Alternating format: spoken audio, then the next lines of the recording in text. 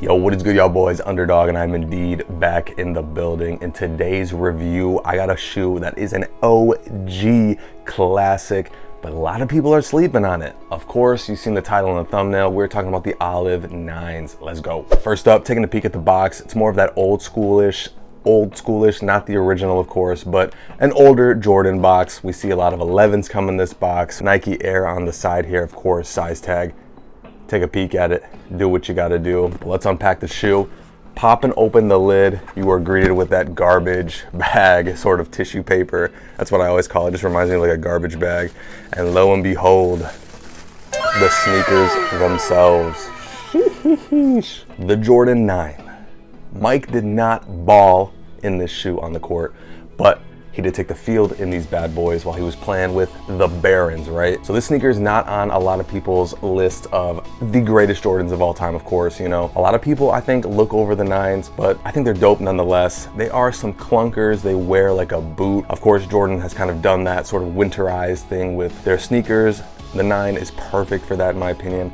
And this colorway in particular, the olive colorway, beautiful. I think it's great for the fall, perfect for this time of year. Like I said, the fact that it's clunkier and wears like a boot, perfect for winter, fallish weather. Let's talk about the outsole. As you can see, Jordan Brand really went kind of crazy with the outsole. This is where storytelling really went off, I think, with the 8 and especially with the 9 here. As you can see, there's a lot of different symbols and a lot of different textures on the outsole of the shoe. I'm gonna pull up what they mean here. You can see there's a bunch of different languages towards the forefoot of the shoe, kind of towards the toes. There's some symbols here and whatnot. I believe this might be like Japanese lettering. Of course, the Jordan 9 sort of symbolizes the globalization of basketball, and Mike, of course, had a huge hand in that. And that's present here in the back of the shoe, but we'll talk about that in a second.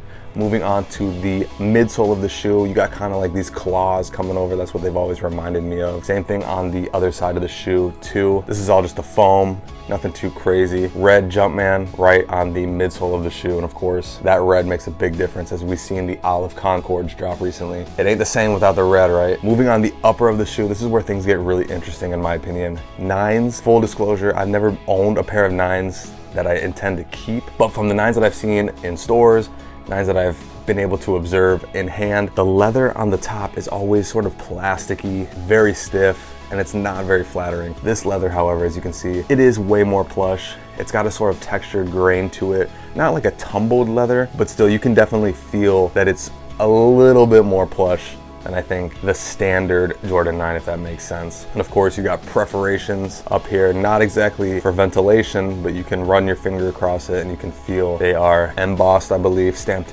inward on the tongue of the sneaker. You've got Air Jordan written in red, and of course, you get black rope laces that are attached by these interesting looking eyelets here. Mesh tongue, does feel nice and comfortable. The inside of the shoe, right? And this is important for sizing and whatnot. You do get sort of like a half booty, if that makes sense. So you slip your foot in here and the booty ends right about where the toes would meet. So it is semi-snug, and then it's more narrow towards the end of the shoe, if you will. So I recommend definitely going up a half size just for that little detail right there, or your pinky toe is gonna be killing you. Back of the shoe, you got 23 embroidered in that olive colorway, and of course you got the Jordan Globe logo, again symbolizing the globalization of the game of basketball, right? So Olive 9s, I think they're an absolute banger. It is an OG colorway, but like I said in the beginning of the video, this shoe is not gonna get the respect that it deserves. I get it, if you don't like it, pass on it, it is what it is. But you got to respect the OGs, right? I think this is a clean colorway. The 9, perfect for this time of year. I'm excited to rock this in the winter/fall time. I'm gonna throw them on feet this week for sure. I've seen a lot of comments saying they might be kind of hard to style. Honestly, I don't see it. I think you could throw on some green pants, maybe some brownish pants, black pants. I mean,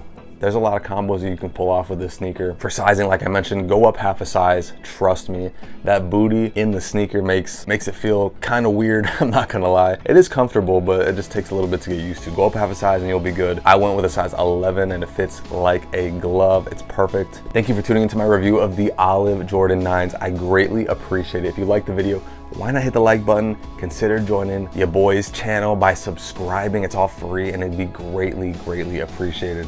I appreciate each and every one of you stopping by. Until next video, peace.